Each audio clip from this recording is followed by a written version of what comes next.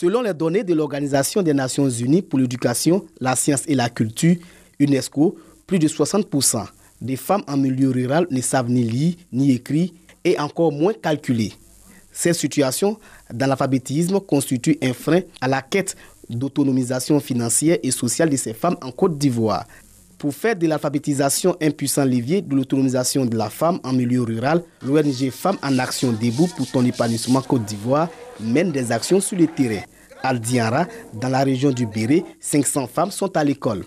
Grâce à l'UNESCO, à travers la Commission nationale, 500 femmes, parmi nous bénéficierons d'une formation et d'un encadrement pendant 9 mois. L'objet principal de ce projet, pour nous, est contribuer à l'autonomisation des femmes rurales de Dianra. Financé à hauteur de 15 millions de francs CFA par l'UNESCO, ce projet intervient comme un soulagement pour ces femmes. J'ai fait l'école CE2. Je me débrouille un peu. Mais tout ce que je voulais savoir écrire et puis lire. L'alphabétisation, c'est une très bonne chose pour tout le monde, que ce soit femme et homme. Surtout nous les femmes. Parce qu'il y a plein parmi nous qui ne savent pas écrire ni lire. Les autorités administratives et politiques de Dianra ont engagé les femmes à s'approprier le projet. L'ONG Femmes en Action Debout pour ton épanouissement Côte d'Ivoire existe depuis 2013. L'ONG FAPESI fait la promotion de l'alphabétisation de la femme et de la jeune fille, de la création de groupements coopératifs féminins en milieu rural. Le réchauffement du climat est une réalité. Selon le GIC, le groupe d'experts intergouvernemental sur l'évolution du climat, la température moyenne à la surface de la Terre a déjà augmenté de 1,1% Celsius depuis le 19e siècle. Conséquence, augmentation des températures moyennes de l'air et de l'océan, fonte généralisée de la neige et de la glace et augmentation du niveau moyen de la mer. Autant dire qu'aucune partie de la Terre n'est épargnée par le fléau, même pas la Côte d'Ivoire. La Côte d'Ivoire est un pays qui est très vulnérable au changement climatique et dont l'indice de vulnérabilité le place en 147e position sur 187 pays. C'est dit que la Côte d'Ivoire vit réellement la question du changement climatique. La menace du changement climatique est prise très au sérieux par les gouvernements et par les organisations privées. C'est le cas du PACJA, l'Alliance panafricaine pour le climat et la justice, qui sollicite ici le ministère en charge de l'environnement et du développement durable afin d'outiller davantage les organisations de la société civile impliquées dans la lutte contre le changement climatique. Une société civile qui n'est pas formée est une gangrène, et même une tare. Alors nous nous formons pour aller auprès de la base, qui sont les populations vulnérables. Pour ce faire, nous avons invité le PNCC, qui est un organe étatique, mais qui est sous la tutelle du ministère du Développement durable. Après une journée de formation, les participants en ressortent avec des notions nouvelles. Ma satisfaction, c'est qu'aujourd'hui, j'ai au moins une information sur la gouvernance climatique, notamment sur les mesures d'atténuation et d'adaptation. Rappelons que cet atelier de renforcement des capacités sur la participation du dialogue post-Paris sur le changement climatique a vu l'appui technique de l'ONUDI, l'Organisation des Nations Unies pour l'industrie. Les 27 sections de la Commission nationale chargée de l'encadrement des élèves et étudiants des églises protestantes ont jeûné et prié pendant 40 jours en faveur de l'école ivoirienne. Un moment de prière et d'apaisement initié suite aux 2 mois de grève qui ont secoué l'école. Nous sommes jeunes, nous avons de l'avenir, nous sommes des élèves, nous sommes des étudiants. Moi, je suis enseignant à l'université, mais nous sommes tous des acteurs de l'école ivoirienne. Et nous sommes sans ignorer que l'école va mal. Il y a beaucoup d'interruptions au niveau de l'école. L'enseignement est, à mon sens, au rabais. Le niveau des élèves n'est plus au niveau que nous souhaitons. Nous, en tant que jeunes, conscients de ce que ça va perturber notre avenir, et aussi, nous n'avons pas d'autres moyens de lutter que de prier et de jeûner. Les élèves et étudiants de la jeunesse des églises protestantes se sentent soulagés à la fin de cette période à concentration spirituelle. Nous pouvons dire que petit à petit les cours reprennent Et nous avons foi en notre Dieu, en ce qu'il touchera le cœur des acteurs du système éducatif ivoirien.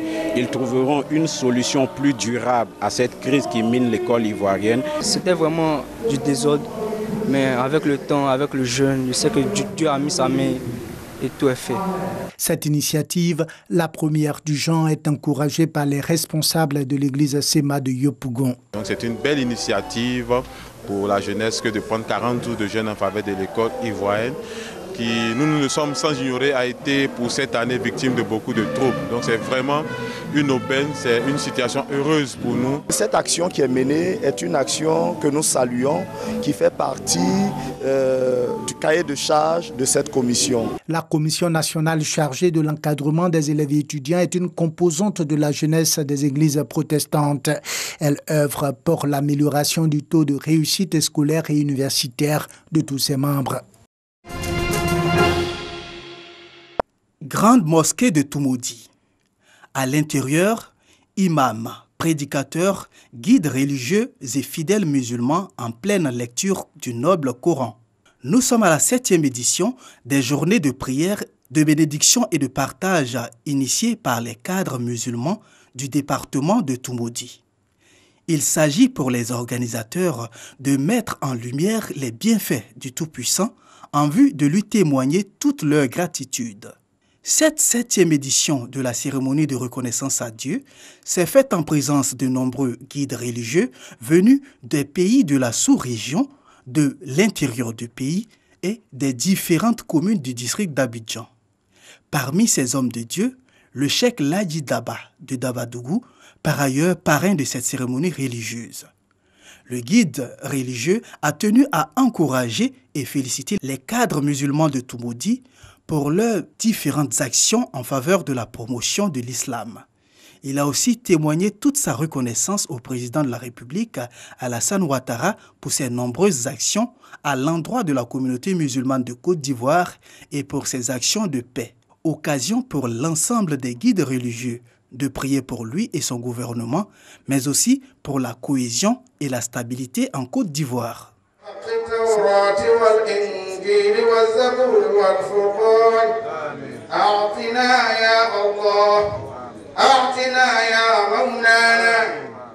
À l'issue de cette rencontre islamique, El Hadj Vakaramoko Samassi, fils du guide spirituel Cheikh Bouaké Samassi, dit Cheikh Kelendjan, a fait de nombreuses bénédictions pour que règne l'amour et l'harmonie entre les filles et fils de Toumoudi, mais surtout entre les différentes communautés religieuses et ethniques de notre pays.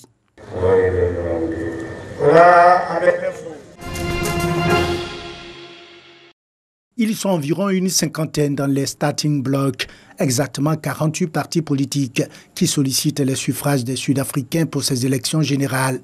Un scrutin capital selon les analystes. Je pense que c'est une épreuve très importante.